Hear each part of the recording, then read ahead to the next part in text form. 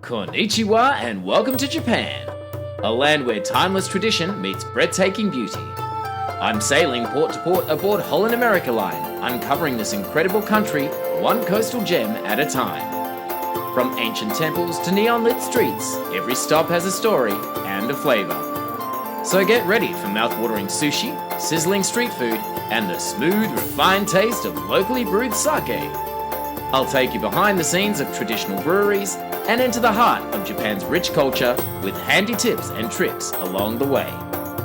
Where every meal, every ritual, and every moment feels like something out of a dream. So come along for the journey. This is Japan.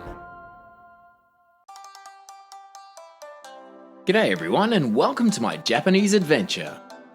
I start my long journey to Japan to join Holland America's The Nordum. Checking into Melbourne International Airport Terminal 2, then head straight to the Centurion Lounge for a little pre-flight beverage or two and a meal. I then board the brand new Malaysia Airlines A330neo and it's fancy.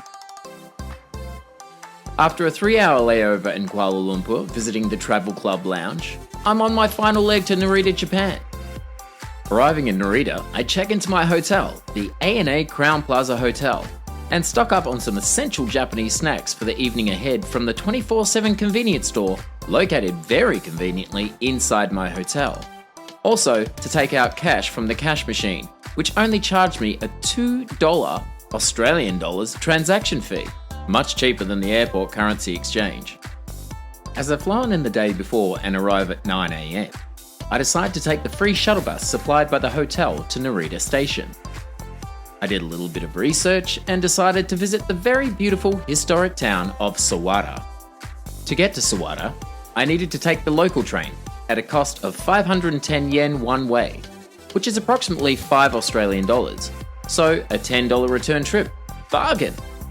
To get a taxi would have cost 110 to 140 Australian dollars each way, so it's well worth learning to use the complex train system. I will explain in full detail in another video on how to use the train and public transport system in Japan. The link to the video will be in the description below. To travel from Narita Station to Sawara, take the JR Narita line.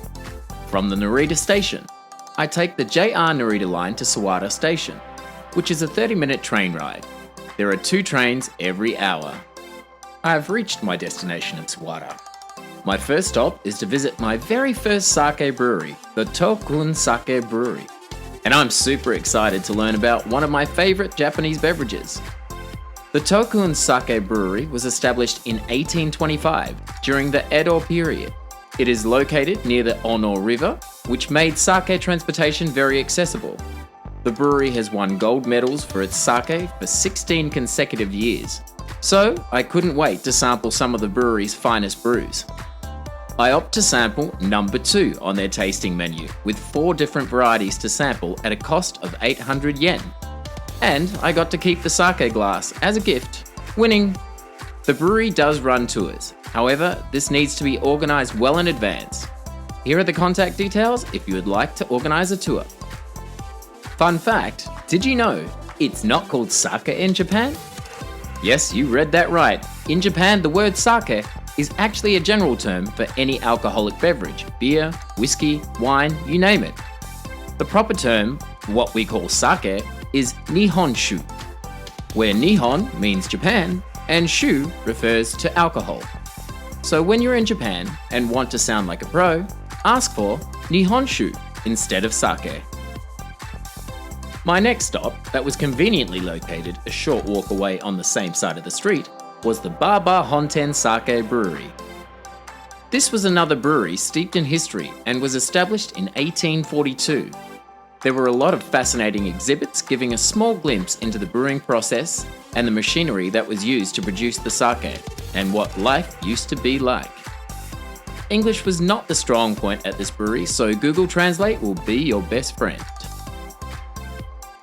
Here is also a website that will tell you some of the best sake distilleries to visit all over Japan. Directly across the road from the Baba Honten Brewery, I stopped in to have lunch at the Kamoshiro Koro Nagi restaurant, or the Sawara Fermentation Lab. to fill my growling stomach and soak up some of the sake I'd just had. This is where I met Chef Sato and head fermented food sommelier, Sato's wife, Sawara Ito.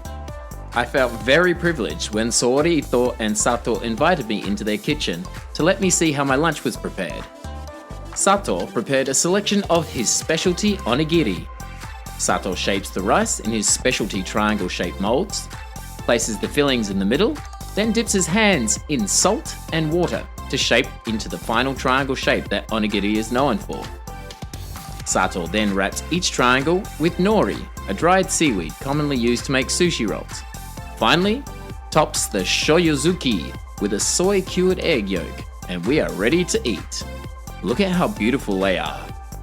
My selection today is shio sake, or salted salmon, pork and ginger, and my favorite, which surprised me, was the egg yolk, which had been cured in soy and Sato's secret marinade, also known as shoyuzuki. Sato also prepared for me a new menu item, a very silky potato potage soup, along with miso, which is served with nearly every meal I ordered throughout Japan. Oishi means much more than delicious, used to express appreciation for food. You can find Kamoshiro Koro Nagi restaurant on Instagram for a full list of menu items available.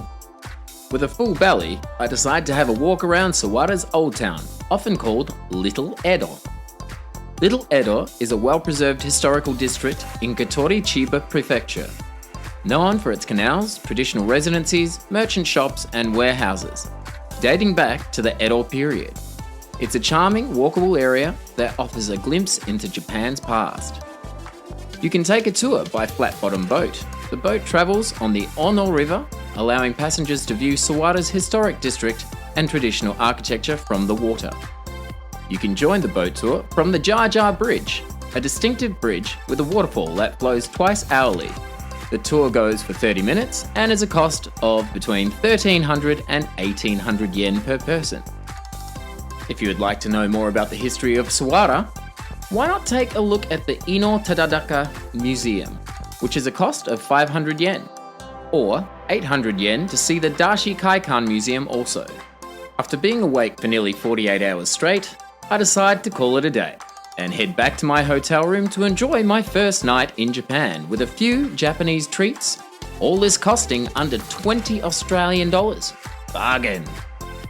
For more details on how to use the public transport system and places to go in all ports of Japan or other parts of the world, press subscribe to follow all of my adventures, providing advice and handy tips. Have fun out there, the world is a big place with so many things to see and experience. Till next time, sayonara and kanpai!